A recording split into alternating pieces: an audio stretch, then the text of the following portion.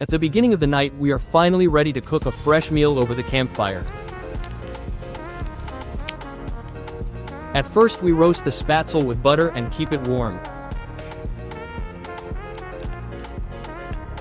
Then we have to cut some onions and mushrooms and pan it over the fire.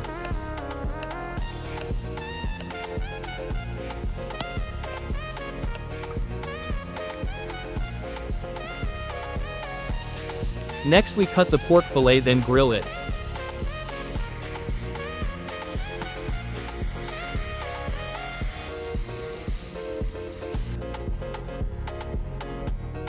And cook it with some cream and spices.